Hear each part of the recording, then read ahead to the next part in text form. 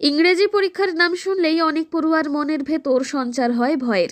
এই বুঝি গ্রামারে ভুল হলো তো ওই সেন্টেন্সে ভুল, কিংবা ভুল হলো বানানে। নানান চিন্তায় পরীক্ষার আগেই নাস্তানাবুদ হতে হয় অনেক পরীক্ষার্থীকেই। আসন্ন মাধ্যমিক পরীক্ষা, পরীক্ষার শেষ লগ্নেই কিভাবে দূর হবে ইংরেজি বিষয়ের প্রতি ভয় এবং খুব সহজেই পরীক্ষায় ভালো নম্বর মিলবে তা সরাসরি জেনে নেওয়া যাক জলপাইগুড়ি পূর্বাঞ্চল হাই স্কুলের বিশিষ্ট ইংরেজি শিক্ষক প্রসেনজিৎ রায়ের কাছ থেকে। প্যাসেজ আছে grammar and vocabulary and writing section. So 4টে সেকশনে মোটামুটি ইংলিশ কোশ্চেন পেপারটা ডিভাইডেড থাকে। ফার্স্ট হচ্ছে তাদের যেটা ছাত্রছাত্রীদের মধ্যে আমরা দেখতে পাই সেটা হচ্ছে তারা যে রিডিং কম্প্রিহেনশনের সিন অ্যান্ড আনসিন প্যাসেজগুলো থাকে, সেই প্যাসেজগুলোতে তাদের যে পড়ার সময়টা, তাদের গো থ্রু করার সময়টা তারা একটু কম দেয় এবং তাদের মূল জায়গাটা থেকে কনসেন্ট্রেশনটা থেকে কোশ্চেন্স কী এসছে। আমার পরামর্শ হচ্ছে, আমার সাজেশন হচ্ছে, অ্যাডভাইস হচ্ছে তাদের কাছে, please go through the passage at least 10 times, both seen passage and unseen passage. Seen প্যাসেজে প্রোজ পার্ট থাকে, পোয়েট্রি পার্ট থাকে। অ্যান্ড এখানে এরকম নয় যে গতবারে যেটা এসছে টেক্সট থেকে সেটা এবার আসবে না, এরকম কোনো ব্যাপার থাকে না সিন প্যাসেজের ক্ষেত্রে। ইনফ্যাক্ট এটা আমাদের কাছে একটা দেখা যায়, একটা ট্রেন্ড থাকে অ্যামাং দ্য স্টুডেন্টস যে তারা গতবার যেই প্রোজের পার্টটা থেকে এসছে বা পোয়েমের পার্টটা থেকে এসছে সেই পোয়েম বা প্রোজটা তারা বাদ দিয়ে দেয়।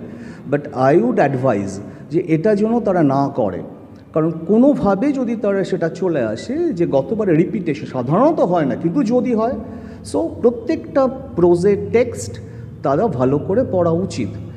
এবং তারপরে যখন তারা কোশ্চেন্সটা কম্প্রিহেন্ড করলো, টেক আ পেন্সিল নিয়ে ওই কোশ্চেনটা থেকে কি যতটুকু তোমার পার্ট প্যাসেজের থেকে আসবে সেই পার্টটুকু you have to underline it against your answer. So true ফলসের ক্ষেত্রে দেখা যায় যদি ট্রু বা ফলস যদি ঠিক না হয়, ইনকারেক্ট হয়, তাহলে যদি সাপোর্টিং স্টেটমেন্টও যদি ঠিক থাকে তাহলে কিন্তু পুরোটাই জিরো হয়ে যাবে।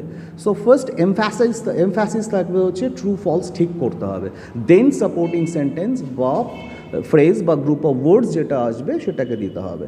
This is about regarding the reading comprehension part. এবার আসি গ্রামার অ্যান্ড ভোকাবুলারির ক্ষেত্রে। গ্রামার অ্যান্ড ভোকাবুলারির ক্ষেত্রে এটা সবটাই না যে অ্যাপ্রোপ্রিয়েট ভার্ব ফর্মস থাকে, ফার্স্ট থাকে, তারপর আর্টিকেলস অ্যান্ড প্রিপোজিশনস এবং ডু অ্যাজ ডিরেক্টেডের মধ্যে কিছু ভয়েস চেঞ্জেস থাকে against your answer. So true ফলসের ক্ষেত্রে দেখা যায় যদি ট্রু বা ফলস যদি ঠিক না হয়, ইনকারেক্ট হয়, তাহলে যদি সাপোর্টিং স্টেটমেন্টও যদি ঠিক থাকে তাহলে কিন্তু পুরোটাই জিরো হয়ে যাবে। সো ফার্স্ট এমফ্যাসিস থাকবে হচ্ছে ট্রু ফলস ঠিক করতে হবে, দেন সাপোর্টিং সেন্টেন্স বা ফ্রেজ বা গ্রুপ অফ ওয়ার্ডস যেটা আসবে সেটাকে দিতে হবে। This is about regarding the reading comprehension part. Writing portion is the এটা দেখা গিয়েছে is the most difficult section. যারা মিডিওকার স্টুডেন্টস রয়েছে সেই ক্ষেত্রে আমার যেটা মনে হয় সেটা হচ্ছে রাইটিং পোর্শনে try to write in concise in brief, but each and every sentence should be correct one. কোনোভাবেই যেন কোনো সেন্টেন্স ইনকারেক্ট না হয়, কোনো স্পেলিং মিস্টেক না থাকে, then you can get full marks. There is nothing fast about that যে তোমাকে রাইটিং পোর্শনে 10 পাওয়া, 10 out of 10 পাওয়া যায় না।